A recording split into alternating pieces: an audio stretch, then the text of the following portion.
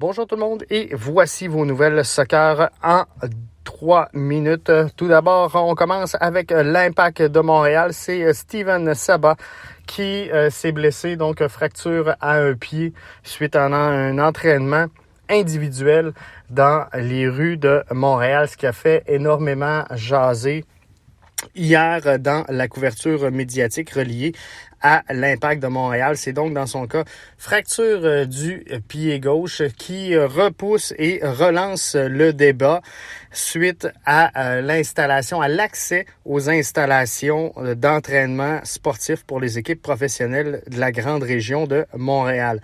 On sait que présentement, 20 équipes de la MLS ont repris l'entraînement ayant accès à leurs installations de formation. C'est donc dire qu'il y a présentement 6 formations, incluant l'Impact de Montréal, qui sont toujours laissées sur la touche et ne peuvent reprendre leurs entraînements, ce qui pousse Kevin Gilmore à songer à déplacer l'Impact à l'étranger pour pouvoir poursuivre ou à tout le moins reprendre l'entraînement collectif de ces joueurs.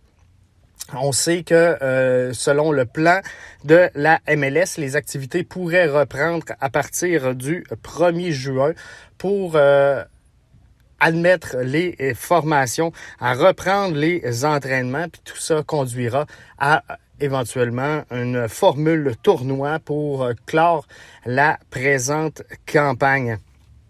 Donc, pour les joueurs de l'Impact de Montréal et pour le club, 2 alternatives qui s'offrent présentement à l'équipe, soit de déplacer le club dans une autre ville où est-ce qu'ils auront accès à des infrastructures sportives reliées directement à la capacité de s'entraîner, ou encore d'installer sur un parc 2 barbecues à chaque extrémité du terrain, ce qui ferait en sorte que dès vendredi, l'Impact pourrait reprendre l'entraînement avec 10 personnes de chaque côté.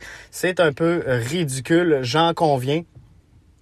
Mais il faudra, dans le cas de la Ville de Montréal, réagir rapidement et donner suite aux demandes des clubs sportifs pour réintégrer finalement le processus d'entraînement et de retour aux activités régulières, puisque c'est le cas un petit peu partout à travers les différents circuits professionnels à travers le globe. On sait que la Bundesliga a déjà repris ses activités et qu'il y a des matchs qui se sont joués la semaine dernière, tout comme ce sera le cas ce week-end.